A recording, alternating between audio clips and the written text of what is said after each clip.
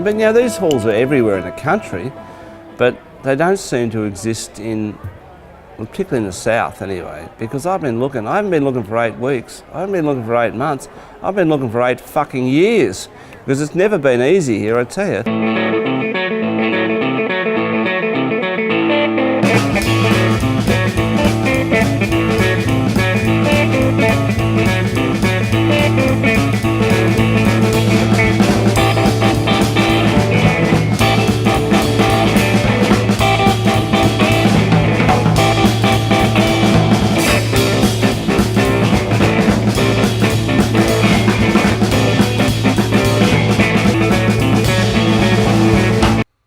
I've been in this building for 8 years and it's been pretty difficult most of the way because there's certainly a big cultural divide between the RSL community and the community that is all organically developed in the Caravan. We've never felt totally welcome in this place. You don't listen to me anymore. I'm gonna leave you, baby, head on out that door. 'Cause I'm a gone, gone, gone. Won't be back no more. There was just absolutely no point continuing because at any time I'm booking $200,000 or $300,000 worth of contracted gigs, and I cannot do that if at any point I can be thrown out of the building. I submitted a proposal which essentially was that we lease this side from them, pay them rent, and we run our own bar and have a level of autonomy. I just kind of given up we could actually find a situation where we could work harmoniously. And they rejected the proposal, not surprisingly, and then submitted their own proposal, which was a whole lot of conditions of occupancy, which were just impractical and unrealistic. We couldn't survive on any less money. We just couldn't survive on any less money. I turned over $1.2 million last year, and our profit was $27,000, and I took about $50,000 of salary. And that's if you think that's a very profitable business, you're on a different planet to me. That's a business that just hangs in there and just survives. I felt my proposal was about give and take, and the proposal from the RSL was all about whack and take, which clearly indicated to me that they no longer wanted us in the building. And I'm a bit like Paul Keating, who said, once I'm not wanted, I'm out of here.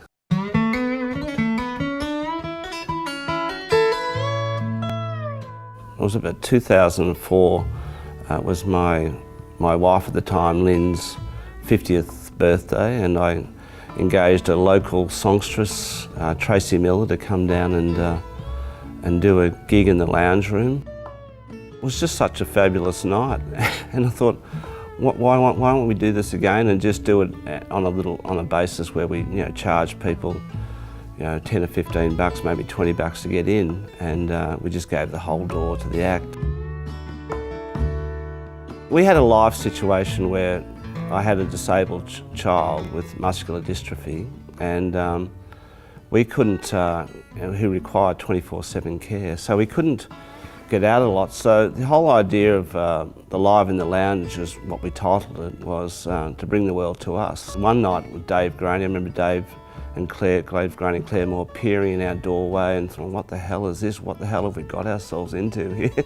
And have we found the right house? And they came in and that night 70 people crammed into a lounge room up on Dandenong Road. So and they were kind of magic, beautiful nights. And we used to have a fire out the back, and we'd have everybody bring their own grog, and it was just a great community feel. They were just the loveliest gigs, and both Lynn and I love music, and that was a way of bringing music into our lives, and it was to bring the world to us. And Jack loved it. He used to sit down the front. I can remember all the musicians would go and visit him, particularly people like Rebecca Barnard, and muck around with him.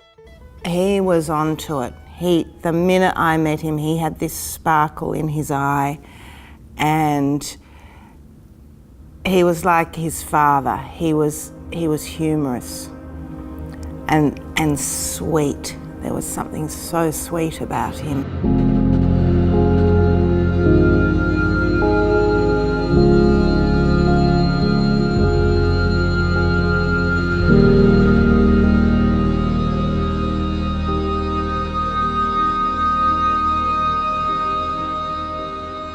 Jack was a very bright and sparky spirit, and he was the love of our life, as well as my daughter Gracie.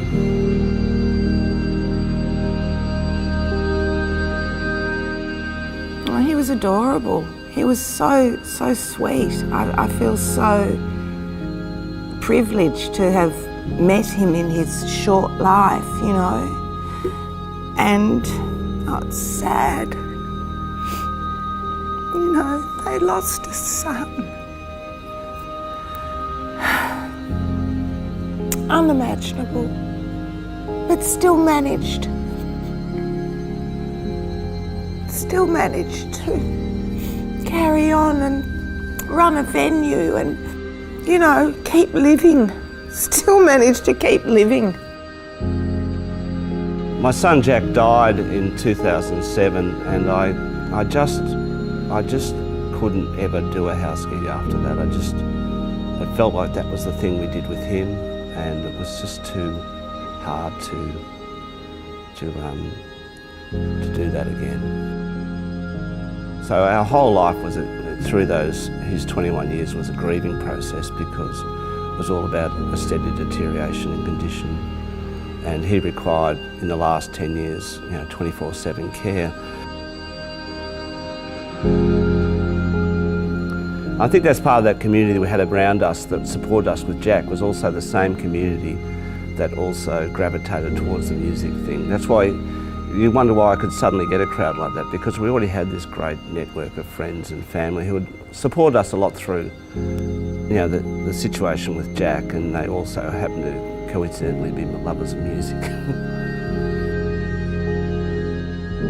When he died, I had a regular job, and I just couldn't get motivated in life, because, you know, I was just obviously anybody in this situation would be destroyed. But I had to find some kind of occupation or some kind of activity that was beyond merely making a buck, and so it had to have some kind of meaning or some kind of spiritual component where I felt like I was doing something positive to the world, and as a way of kind of honouring him, and because he had a cheery, optimistic spirit, and he never complained. It's amazing how so many people in his kind of situation have to protect the people around them, and he certainly protected us. That's the way he inspired it. He kind of drove us. My sister Sue as well was also a big part of Jack's life, to keep on going with this spiritual journey, really. And even when it became really difficult, it was nowhere near as difficult as the life that he was given.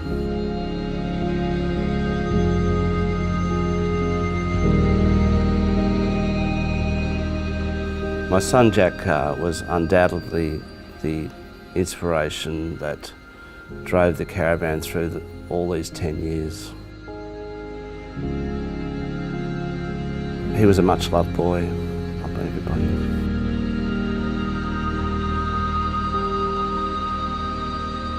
It has been driven by emotion, because I'm a hard on the sleeve guy. I've managed to temper my emotions a little bit, but I would never apologise for that, because it's emotional people that get stuff fucking done.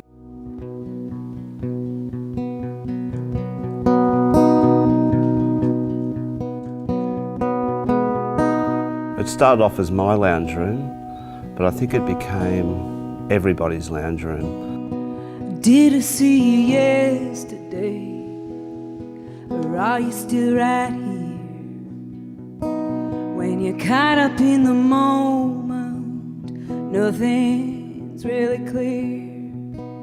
You know, what makes the Caravan work, and I think it comes down to a few simple words. It's the way you make people feel, you know. And if people come here and they feel valuable and they feel welcome, they feel, you know, comfortable, then they want more of that.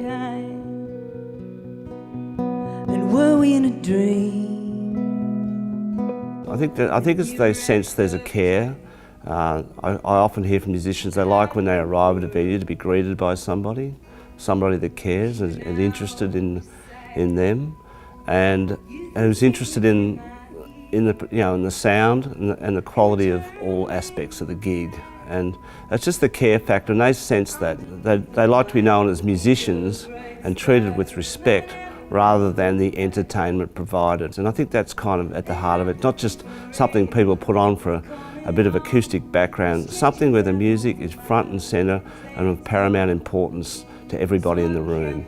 And that's why we've always gone down the road of ticketed gigs. We don't do any free gigs here because we want a committed and interested crowd, an invested crowd, rather than an incidental crowd hanging around the back talking. And that's what they enjoy about it. They've got people who have actually bought a ticket to see them and are investing in them and what they do.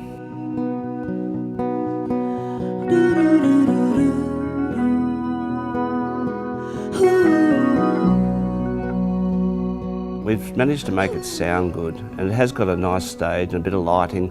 And it still looks like a shabby old place during the day, but at night it becomes a magic place, and gigs rarely fail here. They always find a place. There's a certain vibe in this room. I can't explain it, and it just happens night after night because I'm here a lot. Charmed by the burning neon lights. Because we are, after all, in the happiness business, and we always go about maintaining the happiness. I can handle losing a buck, but I cannot handle unhappiness. That is what really stresses me out. So I go out of my way to preserve the happiness, even if it costs me a few bucks. Like a raft out at sea, it's holding me together. It's allowing me to breathe. And were we in the rainfall when you last called my name?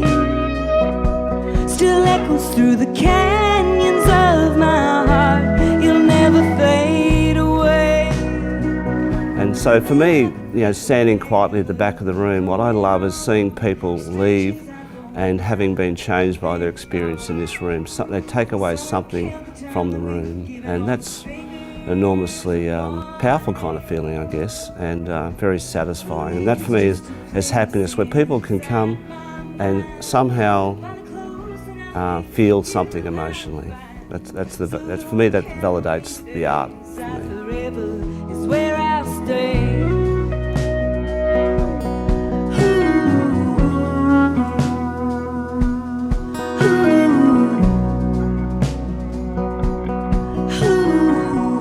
I'm not claiming any genius or any brilliance in here. It was just a sleeping giant of people who'd empty nesters, who the kids had left home, they're cashed up and time rich as well. It's amazing how many people come here and they get a stamp and they say, oh, I feel young again. Like they'd obviously just gone off, had the kids for 20 years and not gone out in that whole time. And they come out, and it must be amazing to them. It's like that they come out and there's still Joe Camilleri performing, there's still Russell Morris, there's still fucking Ross Wilson, they're still all here, they're still all playing. It's like nothing's changed. I try to hold you close, but you're gonna leave, yes I know. I'll never apologise for being a little bit daggy, because at the end of the day, people love people who are real, and everybody in this gig is real. And we don't pretend to be hard rock and roll, because we ain't. But as long as you're true to yourself, then everybody gives you a good response. Even the hard rock and rolls like you, as long as you're fucking true. Forever's just a place inside my mind. Find it close enough, it's you I find. So don't count on me today. Inside forever is where I'll stay. Yeah, if we're dags, we're dags. We'll be dags. Take us for what we are. God bless the Caravan Club, ladies and gentlemen. You were there on the last night. Thank you.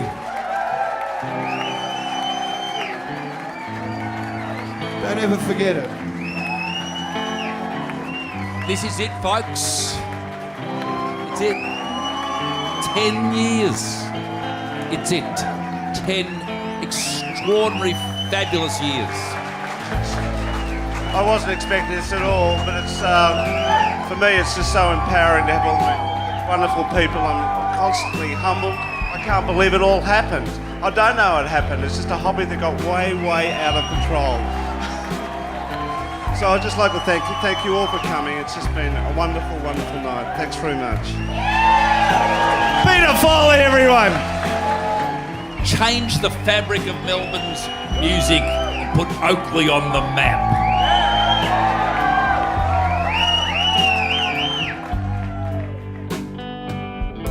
I think we're okay. We've got enough petrol in the tank to keep going, and I don't know what else to do. I've kind of loved it so much. I couldn't go and do a regular job ever again.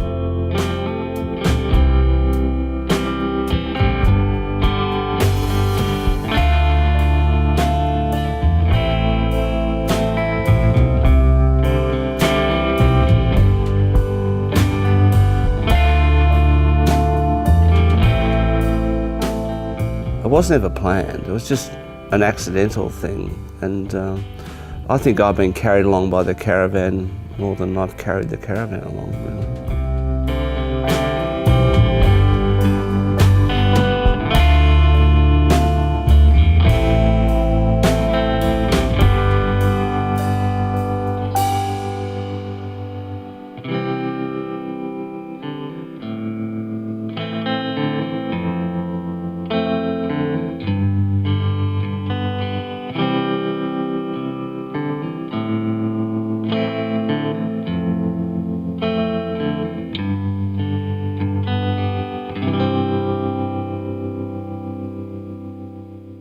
Rock and roll's rock and roll. But they think they're at the concert hall, they're at the fucking caravan, for Christ's sake. It's a little shithole in the suburbs.